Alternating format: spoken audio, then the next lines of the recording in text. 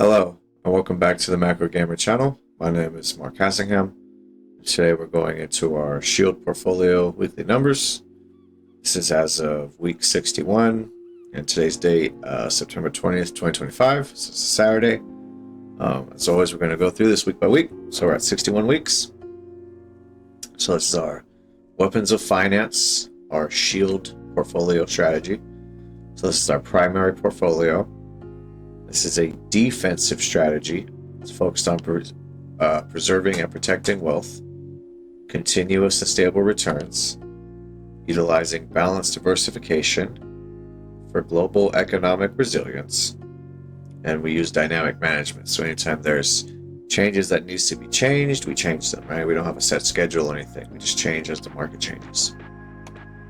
So currently we have our portfolio net worth of $797.02. We have a total return over the 61 weeks of $93.86.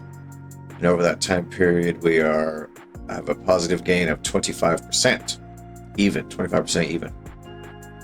Interesting how it worked out that way. All right, so week 61, we have our portfolio weekly data. Here's our chart right here. We have a total gain over the past 7 days of $1.96 and a money weighted return of positive 0.25%. Our monthly data for week 61, so this is going to be the past 30 days, we have a total gain of, $43.13 with a money weighted return of positive 5.98%, so just shy of 6% over a month. It's really good for this portfolio, really good over a monthly 30-day time period.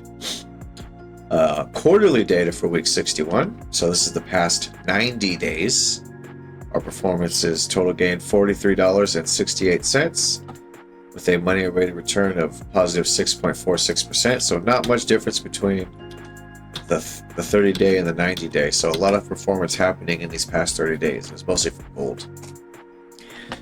We have our yearly data, which is my favorite chart. We have for week 61, so this is the past 365 days over 1 year. We have a total gain of $89.58 with a money weighted return of positive 20.94%. So this is a full year of data. Like I say, my operational performance goal is between 5 and 10%.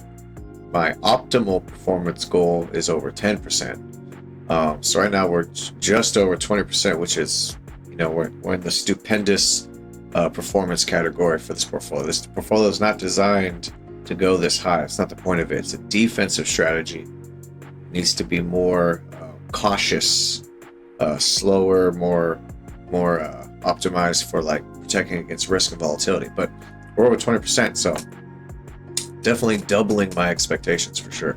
Because like I said, optimal is above 10. So if I hit 10.01%, that's optimal performance for me.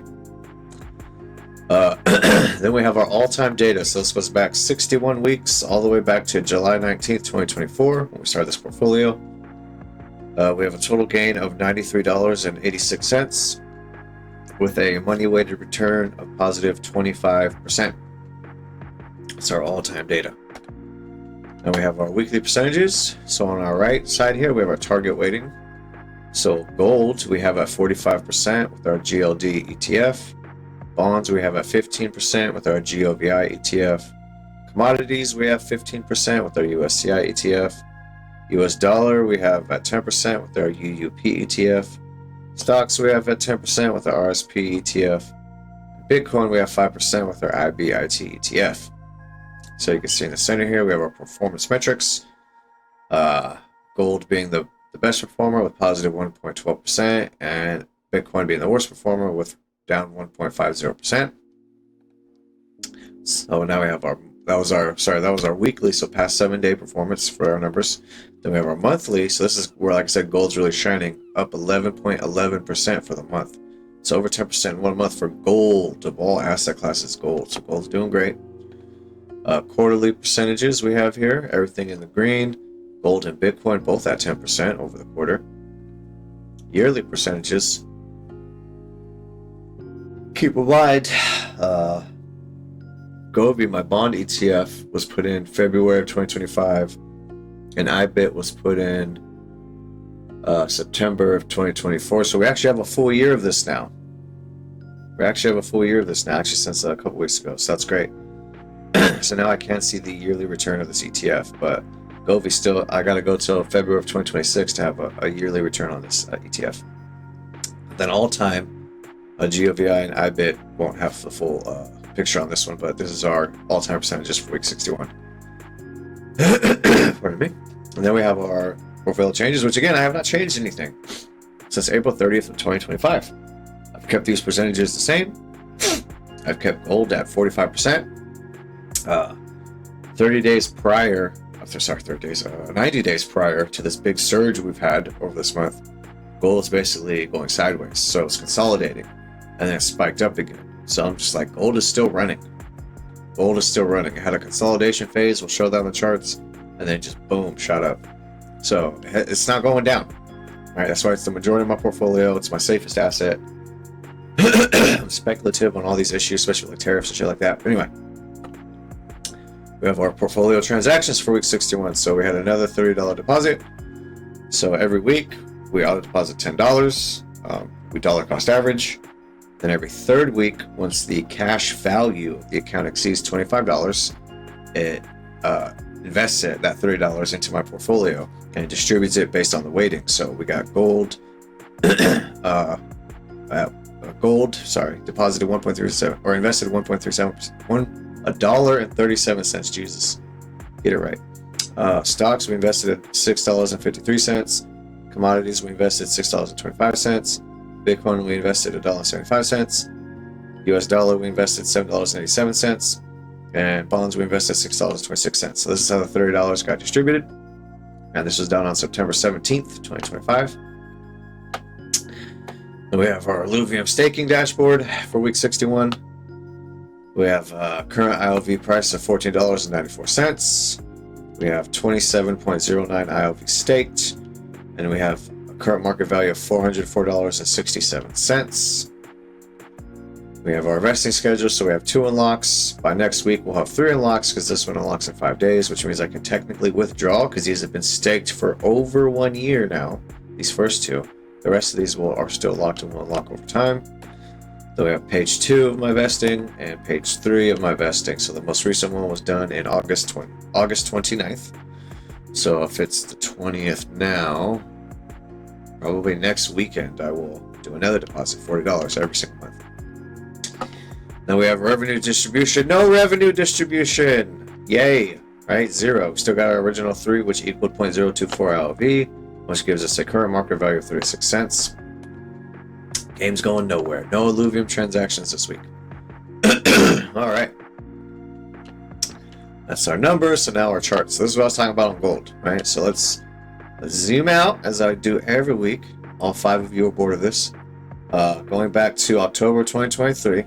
When this trend really started, and then here we are at like April 9th, 10th, where Trump did his tariff pause, or world tariff, and then tariff pause. And gold shot up, then it kept tapping this red line I was noticing, so I drew this trend line. It's like tap, tap, tap. So it kept hitting resistance. But then right around here, August 28th, zoom in on that. Say August 28th, just boom, gold shot up. Just gold shot up to all new highs, right? So it didn't go down. It didn't come back to this trend channel between the 2 green lines. It just broke out even further. So gold's just being a monster right now. It's starting to look like it's peaking. I don't know if it's necessarily going to go down, but there looks like a little bit of a peak here. Let's zoom in on that. So up, and then it dropped, but then it came back up. So it's kind of maybe finding a top. I don't know. We'll see. Commodities still above this green trend line. Amazing. So this is a little over 5 years. So going back to the beginning of the COVID pandemic, commodities have been up and to the right because we printed trillions of fucking dollars, which caused inflation, which caused commodities to get more expensive, which costs everything to be more expensive. So commodities been going up. Back in July of 2022, this kind of, after this ridiculous spike right here, we had kind of a consolidation upward in this trend channel, and then it broke out to this upper trend channel, and now it's breaking out above that trend channel. So now it's staying above this upper trend line. or I should say this upper trend channel. Here's the lower one, here's the upper one, and here it is above the upper one, right? So commodities still doing good, gold still doing good, gold and commodities still doing good, because inflation is still a problem, folks. Despite what your favorite media companies or politicians tell you, inflation is still a problem. All right, bonds. Hate bonds with an absolute fucking passion. So here we go. So go back about a little 5 years since the COVID pandemic. Down and to the right, not up and to the right like commodities, right? Up and to the right. No, commodities are down and to the right, right? So down and to the right. So I'm going down and down. So we still hit this bottoming in October 23, and we've really been holding this lower trend channel for some reason. There's a little bit of a drop right here, but it's come back up, and then it jumped up right here.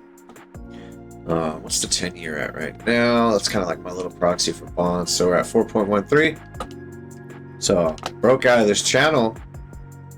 It didn't keep up this trend in this ascending red trend line. It's interesting, right? It broke out, and now it's kind of going sideways and down. So this green line is resistance. It's being resistance and start going down. I would like to see it to get to this low, or this one is right here. So call it I'll call it 370, 3.70. I'd like to see that come down. Where are we? Shield the bond. So it's kind of been coming up like this. So it's rebounded, then it's starting to correct. So we're watching that on bonds. US dollar still sucks ass. Oh my god. Let's look at the DXY index. Make it easier. So if we go back. So this trend channel basically started in January 2008. For the US dollar, just been up and up and up and up and up and up and up and up and up in this trend channel. I put this blue line at the 100 line because 100 is a big round scary number, and it's tapped this number a couple times. Because investors just love the big round numbers. If I hit the all, you can see it hit here. It's gone through it here. It's cut through here. Try to make it quick and simple for y'all. But anyway, it's kind of tapping around this lower grade trend line, so we're waiting to see what happens with that. US dollar is still a horrible fucking investment. Horrible investment. US stocks, still arguably one of the best investments, but very volatile. As you can see this huge drop down and this rise back up. So we're in this trend channel right now. What's the S&P at? Oh wow, we're squarely in that thing. We're squarely in that thing. So we're just going. So this is the previous high, 6130. And we've just been trucking along. This trend channel goes back to October. I'll say October 2022, November 2022, just been up. We had a couple breaks here, break here, but it's just ultimately just been going strong. Stock's going strong. But this volatility in between, though, I don't like this. That's why I'm mostly in gold. So I don't want to deal with this drawdown. This is where's my fucking ruler? If I go from top to bottom, I'm gonna go all the way to the wicks.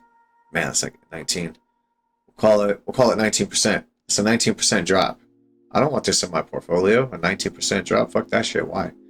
If I had the majority of my portfolio in this, I'm basically just back at all-time high. So this goes back to November 24. From November 24 to right now, September 25, I would just barely be breaking even. I would have dropped 19%, and then it took a while to come back. I chose to go with gold. Gold's in the same time frame, just up and up and up. So that's why the majority of my fucking money's in gold right now. I don't want the volatility of this. This is the shield portfolio. This is the risk adverse. Like we don't like risk. We want to manage risk. We want to stay away from risk. Our sword portfolio, that's the full risk on portfolio. That's the balls to the wall fucking wildness of investing. All right, then we have IBIT, our Bitcoin ETF, doing pretty good, kind of maintaining this upper level. We look at Bitcoin on a chart. So we have our super long, oops, let me just do that. Here we go. We have our super long trend line. We have our 2027 peak, our double 21 peak, our 24, 25 peaks, and now it's kind of above this red line, but still below the blue 120,000. This has been like a big number thrown around the community. They love big round numbers. Those Bitcoiners, they love big round numbers. The bigger, the rounder the number, the better. If they don't want like all these other numbers, they want 120,000, 150,000, 200,000, right? They just want big round numbers, right? So for whatever reason, this is some sort of psychological resistance from the Bitcoin world, right? And it's already tapped it a couple times. It looks like it's trying to make another run for it, but it's stuck at 115. So we'll see what happens. But anyway, as always, it's my slide deck. There we go. As always, this is the breakdown of the Shield portfolio. So this is like the high level view. You know, it's primarily a defensive portfolio. That's why we're the most in gold. We're not looking for, you know, alpha or getting alpha in the stock market or whatever. Like, we want the safe investment, which is gold primarily right now. So, anyways, as always, I hope you've enjoyed the video. If you like these videos, let me know. If you have any questions, comments, or criticisms, just leave them for me and I'll check them out. Thank you very much. Have a good day.